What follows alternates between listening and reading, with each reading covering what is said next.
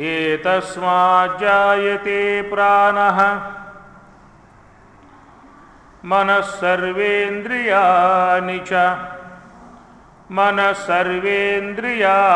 च खं वायुर्ज्योतिरापश्च पृथिवी विश्वस्य धारिणी। एतस्माज्जायते प्राणः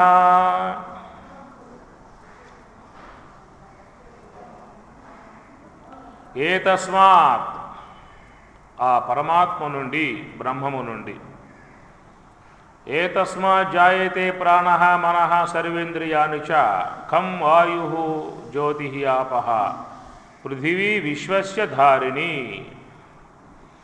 ఈ విశ్వ జగత్తంతా ఆ భగవంతుని నుండే ఆవిర్భావం అయింది।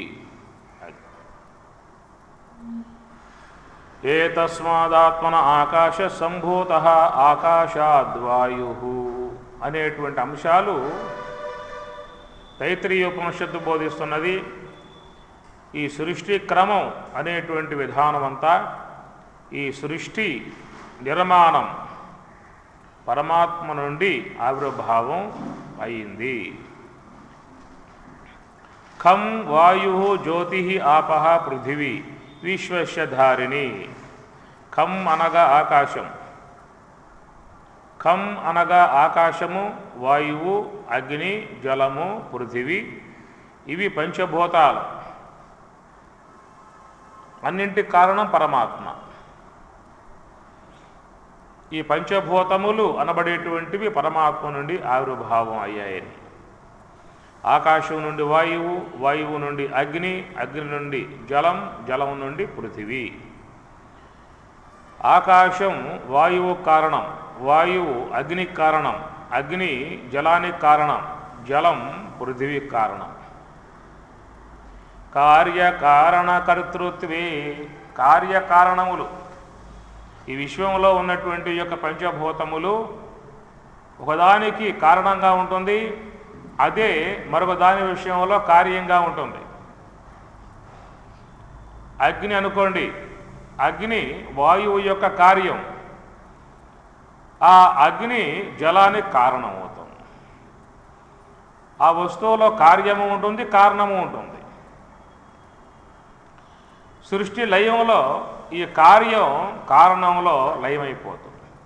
ఎందువల్లంటే కారణం నుండి కార్యం ఆరంభమైంది కాబట్టి, కార్యం ఉత్పన్నమైంది కాబట్టి తిరిగి మరలా ఆ కార్యం కారణంలోనే లయమైపోతుంది।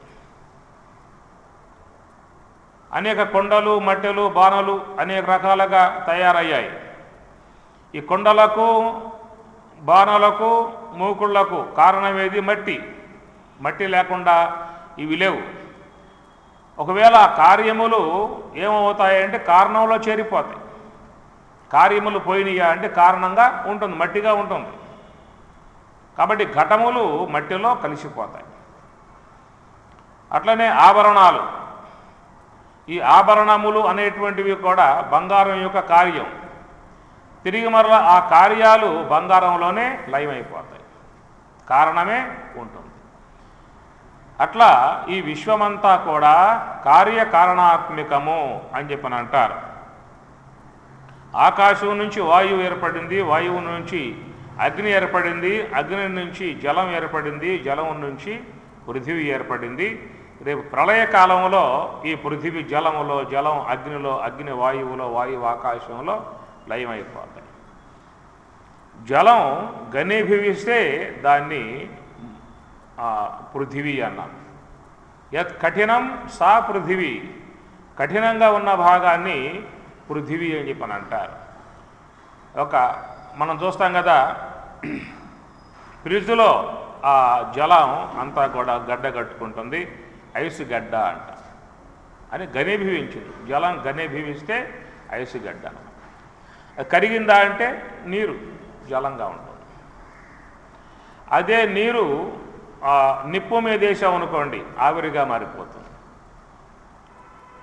అంటే ఆ జలం ఆ నిప్పులో లీనమైపోయింది, ఆవిరిగా మారి జలం మళ్ళా వాయువుగా వెళ్ళిపోయింది। అది కాబట్టి అగ్ని నుంచి జలం ఏర్పడుతుంది. ఈ జలం తిరిగి మరలా అగ్నిలో లీనమైపోతుంది. ఒక ఇనప రాడ్డు బాగా కాల్చి దాని మీద అట్లా జల బిందువులు వేయండి, పడగానే ఎమ్మటి అది అగ్నిలో లీనమైపోతుంది, ఆవిరిగా మారిపోతుంది, ఎమ్మటే వాయువులో చేరిపోతుంది. ఇప్పుడు దీపం వెలుగుతూ ఉన్నది, ఆ దీపాన్ని ఊదండి, ఆరిపోయిందంటే ఏమవుతుంది? వాయువులో చేరిపోతుంది. ఆ వాయువు ఆగిపోయిందా అంటే ఆకాశంలో చేరిపోతుంది. అందుచేత ఈ విశ్వంలో పంచభూతాలు ఒకదానికొకటి కారణము కార్యము అయి ఉన్నాయి. కార్యకారణ కర్తృత్వే హేతు ప్రకృతి ఉచ్యతే. ఈ ప్రకృతి అంతా కూడా కార్యకారణాత్మకముగా చెప్పుకొస్తారు. ఈ కార్యకారణాత్మకమై ఉన్నటువంటి యొక్క విశ్వమంతా కూడా ఏ తస్మాత్ జాయతే, ఈ పరమాత్మ నుండి ఏర్పడింది. పంచభూతాత్మక విశ్వమంతా కూడా ఆ పరమాత్మ నుండి ఏర్పడింది. ఈ పంచభూతములలో 2 అమూర్తములు, 3 మూర్తములు. ఈ విషయం మీకు బృహదారణ్యకోపనిషత్తులో యాజ్ఞవల్కి బోధ. 2 అమూర్తములు, 3 మూర్తాలు అంటాడు. అమూర్త పదార్థములు, మూర్త పదార్థములు. ఆకాశము, వాయువు అమూర్తములు, ఆకారం లేని. అగ్ని, జలము, పృథివీ మూర్తములు, ఆకారం గలవి, కంటికి గోచరిస్తాయి. కన్నుకి నేత్రేంద్రియానికి అగ్ని గోచరిస్తుంది, జలం తెలియబడుతుంది, పృథివీ తెలియబడుతుంది, వాయువు తెలియబడదు, ఆకాశం తెలియబడదు. అందువల్ల వాయువు, ఆకాశములు అమూర్తములు, ఈ 3 కూడా మూర్తములు, ఆకారం కలిగి ఉంటాయి. ఈ విధముగా ఉన్నటువంటి పంచభూతములే దాని ప్రపంచము అన్నాం. పంచభూతాలని ప్రపంచము, ప్రకర్షేణ అవన్నీ విడబడటం కారణంగా అనేక రూపాలుగా అవే విశ్వంలో భాషిస్తూ ఉన్నాయి. మన ఈ శరీరం ఉందంటే ఈ శరీరములో పంచభూతాలు ఉంటాయి. ఎట్లయితే ఈ విశ్వమంతా పంచభూతాత్మకమై ఉన్నదో మన ఈ దేహము కూడా పంచభూతాత్మకమే. మన శరీరములో ఏముండాలి? ఖాళీ భాగం ఉండాలి, వాయువు ఉండాలి, అగ్ని ఉండాలి, జలం ఉండాలి, పృథివీ ఉండాలి. మన దేహంలో ఖాళీ భాగం ఆకాశం ఉండాలి, వాయువు ఈ ఊపిరి రోజుకు 21,600 సార్లుగా సంచరించేటువంటి శ్వాస ఉండాలి. దాని పంచ ప్రాణములు అన్నారు. వ్యాన, ఉదాన, సమాన, ప్రాణ, అపాన పంచవాయువులుగా. ఇంకా నాగ, కూరమ, కురకర, దేవదత్త, ధనంజయ ఉపవాయువులుగా మన దేహంలో సంచారం జరుగుతూ ఉన్నది. ఇది వాయు సంబంధమైనటువంటిదిగా మన దేహంలో పనిచేస్తూ ఉన్నది.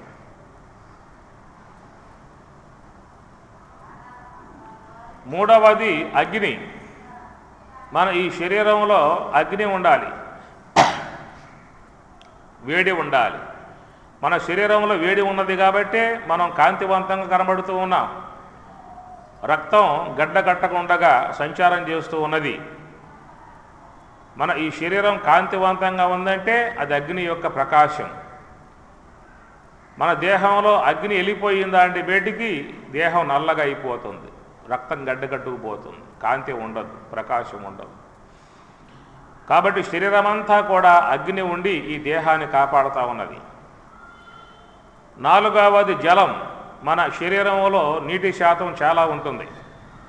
కండరాల్లో కానీ రక్తంలో కానీ అన్ని చోట్ల నీటి శాతం చాలా ఉంటుంది. అందువల్ల ఈ దేహంలో జలం ఎప్పుడు కూడా పోస్తూ ఉండాలి. పోస్తూ ఉంటేనే ప్రాణం ఉంటుంది. ఐదవది పృథివీ.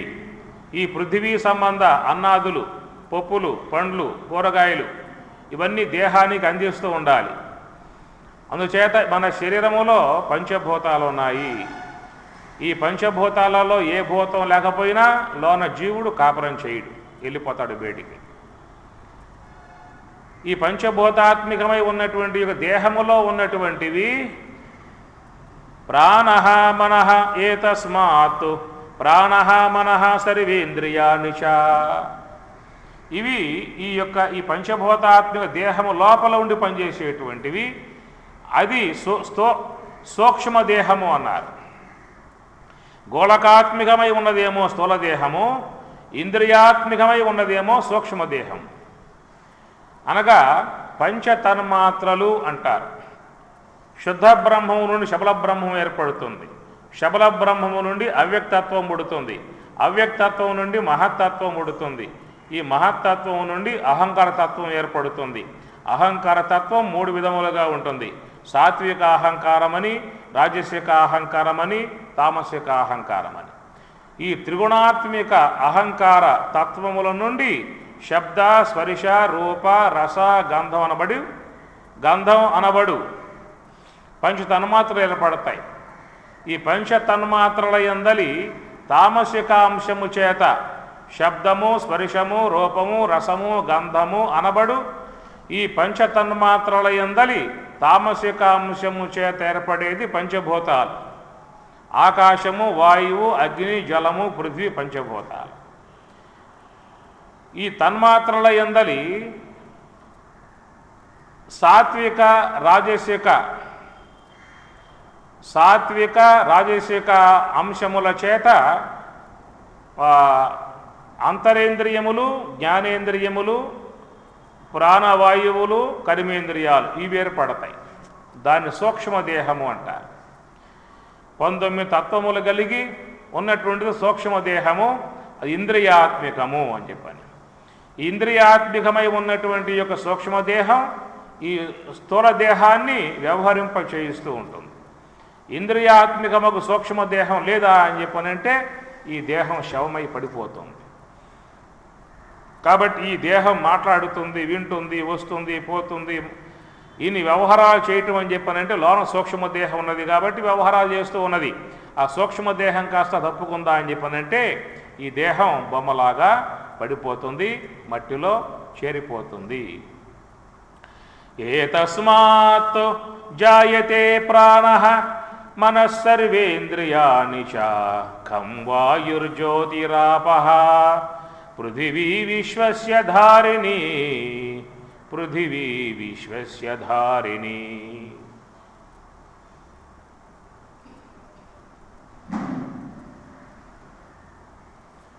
అందువల్ల ఇక్కడ ఈ శ్లోకంలో ఈ మంత్రంలో చెప్పింది ఏంటంటే ఏతస్మాత్ జాయతే ప్రాణః మనః సర్వేంద్రియాణి చ అని ఆ సూక్ష్మదేహ సంబంధ విధానం చెప్పుకొచ్చి తర్వాత ఖం వాయు జ్యోతి ఆపహ పృథివీ విశ్వస్య ధారిణి అని చెప్పని మళ్ళీ స్థూలదేహ సంబంధ విధానాన్ని చెప్పుకొచ్చారు.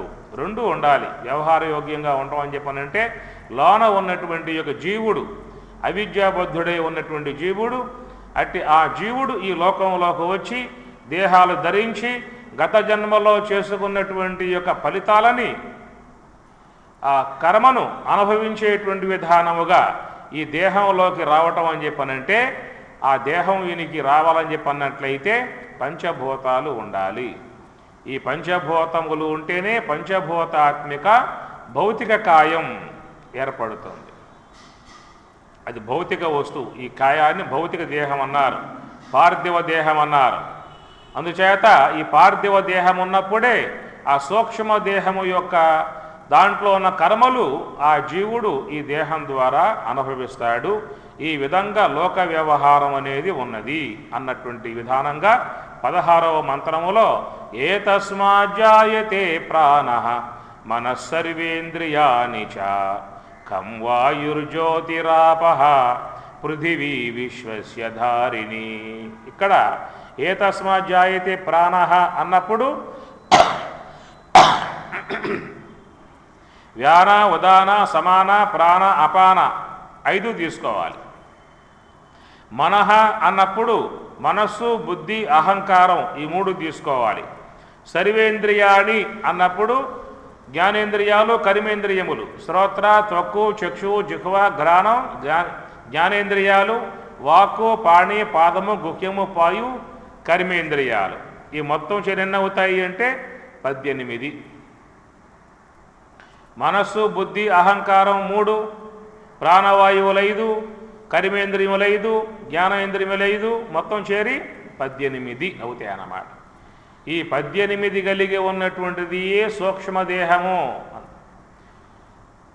చాలామంది అయ్యప్ప స్వామి దీక్ష చేసుకుని కొండకు పోతూ ఉంటారు. అయ్యప్ప దీక్ష చాలామంది ఈనాడు యువకులలో కూడా మంచి భక్తిభావం దాని ద్వారా ఏర్పడింది. 40 రోజులు నియమాలు పాటించి చక్కగా వాళ్ళు అయ్యప్ప స్వామిని జపిస్తూ ఎంతో భక్తి భావనతో అయ్యప్ప కొండకు వెళ్ళి స్వామిని దర్శించుకుని ఇరుముడి సమర్పించుకుని ఆ స్వామికి మొక్కుకుని వస్తూ ఉన్నారు. మరి ఆ దీక్షల ద్వారా యువకులలో మంచి భక్తిభావం వస్తుందంటే వాళ్ళల్లో మంచి చేకూరే అవకాశం ఏర్పడుతుంది, సద్గుణాలు వచ్చే అవకాశం ఏర్పడుతుంది.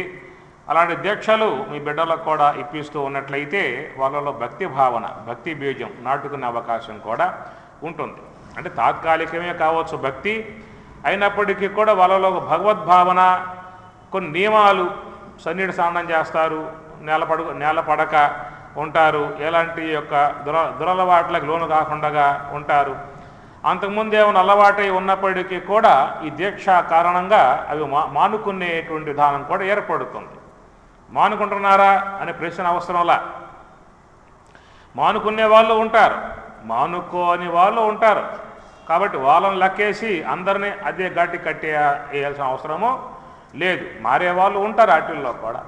అది ఒక మంచి మార్పుగా వాళ్ళలో వస్తుంది. సరే, మంచి భావన, భవానీ దీక్ష, ఆంజనేయ స్వామి దీక్ష, తిరుమల కొండ స్వామివారి దీక్ష, అయ్యప్ప స్వామి దీక్ష, ఇవన్నీ కూడా లోకంలో భక్తి భావన పెంపొందింపజేసేవిగా ఉంటాయి.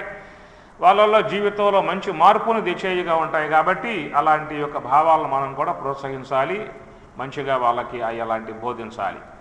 సరే, అయ్యప్ప స్వామి కొండకు మరి ఇరుముడు ధరించి పోయిస్తూ ఉంటారు. అయ్యప్ప స్వామి వారి యొక్క ఆ కొండకాడ మెట్టులు ఉంటాయి, మొత్తం 18 మెట్టులు. అట్లా ఒక్కొక్క సంవత్సరం దీక్ష చేసుకుని విరుముడు ధరించుకుని ఆ టెంకాయ ఒక్కొక్క మెట్టుకాడ కొట్టుకుంటూ 18 సంవత్సరాలు ఆ విధంగా చేసినట్లయితే ఆయన గురుస్థానంగా వస్తాడు. తర్వాత ఆయనే దీక్షలు ఇచ్చేటువంటిదిగా ఉంటుంది. ఇది అయ్యప్ప స్వామి యొక్క భక్తి భావంలో ఉన్నటువంటి విధానము. అది భక్తి సంబంధముగా ఉన్నటువంటి యొక్క అంశ. ఇక జ్ఞాన సంబంధముగా వచ్చినట్లయితే మరి ఈ బ్రహ్మైక్య సిద్ధి అన్నారు. మహాత్ములు, యతీశ్వరులు, సాధువులు, సన్యాసులు, పరివరాజకులు, ఆ మలయాళ స్వాములు, వివేకానంద, రామతీర్థ, రమణ భగవానుడు, వ్యాస భగవానుడు, సుఖ భగవానుడు, వశిష్ఠుడు, చిన్మయానంద స్వాముల వారు, ఇలాంటి వాళ్ళందరూ కూడా వాళ్ళ యొక్క దీక్ష ఏమిటంటే జ్ఞాన దీక్ష, బ్రహ్మైక్య సిద్ధి దీక్ష. కనుక వీళ్ళు కూడా ఈ దీక్షలో 18 మెట్లు అధిరోహించాలి.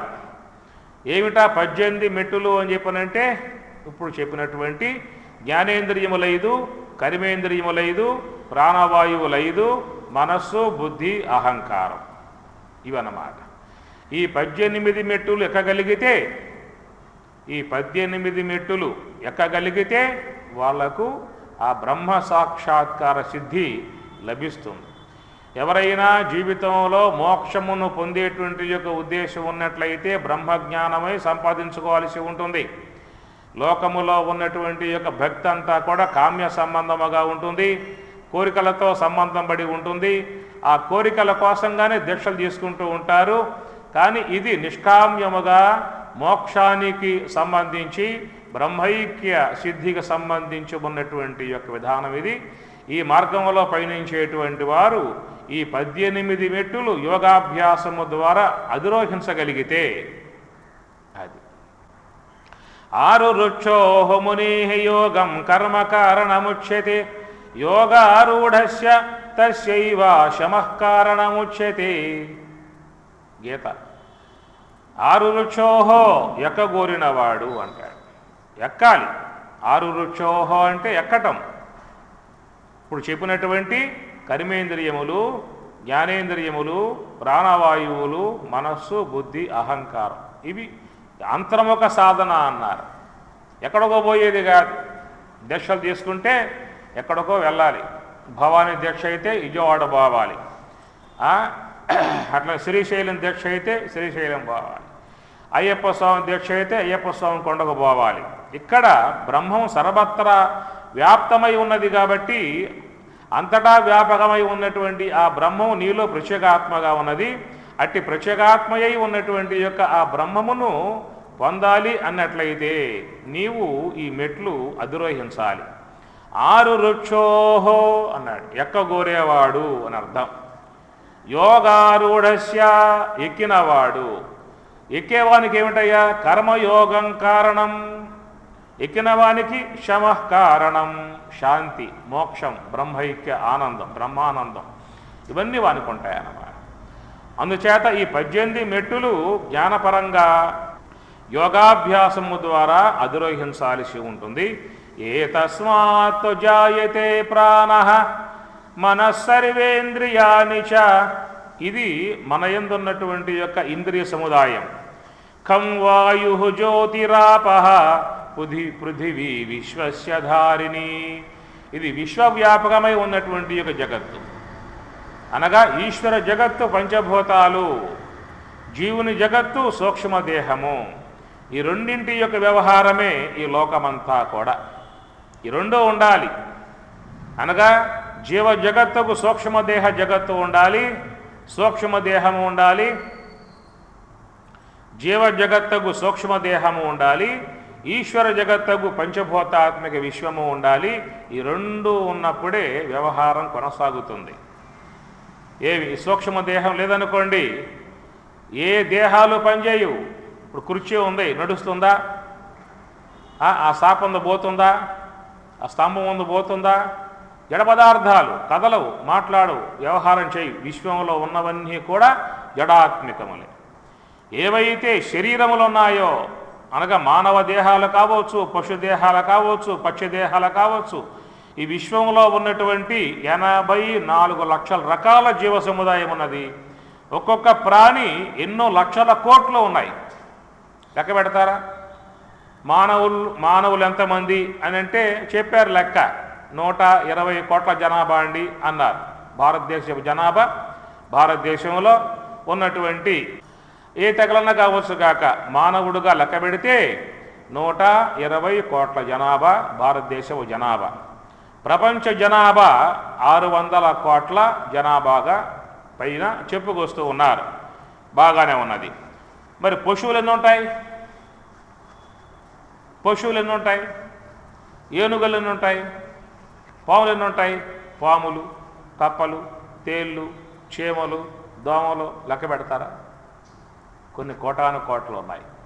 కాబట్టి ఇన్ని దేహాలుగా ఉన్నప్పటికీ కూడా అన్ని దేహములు పంచభూతములే, అన్ని దేహములు పంచభూతాత్మికములే, పంచభూతాత్మిక శరీరములే. పాంచభౌతికమైన భవనంబు దేహంబు అన్నది భాగవతం. పాంచభౌతికమైన భవనంబు దేహంబు. ఈ పంచభూతాత్మికమై ఉన్నటువంటి యొక్క దేహం, ఆ దేహం వ్యవహరించాలి అని చెప్పన్నట్లయితే దాంట్లో పై చెప్పాడే, ఏ తస్మాత్ జాయతే ప్రాణః మనస్సర్వేంద్రియాణి చ. ఈ ఇంద్రియాత్మికమై ఉన్నటువంటి యొక్క సూక్ష్మదేహం ఉంటేనే కింద చెప్పినటువంటి ఖం వాయుర్జ్యోతిరాపః పృథివీ విశ్వస్య ధారిణి. ఈ పంచభూతాత్మికమై ఉన్నటువంటి యొక్క ఈ దేహం వ్యవహరించాలి అన్నట్లయితే ఇంద్రియాత్మికమై ఉన్నటువంటి యొక్క సూక్ష్మదేహం ఉంటేనే వ్యవహరిస్తుంది. ఇంద్రియాత్మికమగు ఆ సూక్ష్మదేహం కనుక లేకపోయిందా అంటే ఈ విశ్వంలో ఉన్నటువంటి 120 కోట్ల జనాభా అన్ని దేహాలు పడుకుంటాయి. లేపేవాళ్ళు ఎవరు లేరు, మోసుకుపోయేవాళ్ళు కూడా ఎవరు లేరు. మోసుకుపోవాలంటే ఆ దేహంలో సూక్ష్మదేహం ఉండాలి. ఒక దేహాన్ని ఈ 4 దేహాలు మోసుకుపోవాలంటే ఈ 4 దేహాలలో సూక్ష్మదేహాలు ఉండాలి. ఈ 4 దేహాలలో కూడా సూక్ష్మదేహం లేదనుకో ఏమవుతాయి? ఈ దేహంతో పాటు ఆ 4 కూడా పక్కన పడుకుంటాయి. ఆ 4, 5 మోసుకుపోవాలంటే ఇతర దేహాలలో కూడా సూక్ష్మదేహాలు ఉండాలి. కాబట్టి ఆ సూక్ష్మదేహం ఉంటేనే వ్యవహారము, రావటము, పోవటము, తినటము, తిరగటము, అన్ని వ్యవహారాలు ఆ సూక్ష్మదేహం ఉండటం వల్ల. చనిపోయాడయా అంటారు. ఏమిటి చెప్పండి? చనిపోయాడు అంటే అర్థం శని లెగిసి పోయాడు. శని అంటే లెగిసి పోయాడు. శని పోయాడు, లెగిసి పోయాడు. చూసావా? నేను చూడాలి. ఎక్కడ చెప్పాడు? శ్వాస లేదు. పోయాడు అంటానికి కారణం ఏంటంటే డాక్టర్ అయితే చేయబట్టుకుంటాడు, నాడి చూస్తాడు, నాడి లేదు, ఆగిపోయిందాయా తీసుకో. అందుచేత శ్వాస చూశారు, గాలి ఆడటం లేదు, నాడి చూశారు, నాడి కొట్టుకోవటం లేదు, వెళ్ళిపోయినట్లు గుర్తు అన్నమాట. అంతేగాని ఎవరు చూసిందేమి లేదు. వాడు లేచిపోతూ ఉంటే చూసిందేమి లేదు. లేడా? పోలేదా? పోయాడు. ఏమి లోన ఉన్నటువంటి యొక్క ఆ జీవుడు ప్రారంధం అయిపోయిందా అంటే వెళ్ళిపోతాడు. ఎందాక ఆత్మ నుండెడి అందాక కర్మయోగములు అటుపై చందవు. ఎందాక ఆత్మ ఉండెడి, ఆ లోన ఆ సూక్ష్మదేహం ఎంతవరకైతే ఉంటుందో అంతవరకే వ్యవహారం. కాబట్టి ఆ సూక్ష్మదేహముతో మనం ఈ స్థూల దేహాన్ని తీసుకుని వ్యవహారం చేస్తున్నాం కనుక ఏతస్మాత్ జాయతే ప్రాణః మనః సర్వేంద్రియాణి చ ఖం వాయుర్జ్యోతిరాపః పృథివీ విశ్వస్య ధారిణి. అందువలన ఈ సూక్ష్మదేహం కానీ స్థూలదేహం కానీ ఈ ప్రపంచం, ఈ పంచభూతాత్మక విశ్వం కానీ ఈ యొక్క వ్యావహారికమై ఉన్నటువంటి యొక్క ఈ జగత్తంతటికీ కూడా ఆ పరమాత్మయే మూలము, పరమాత్మయే ఆధారం.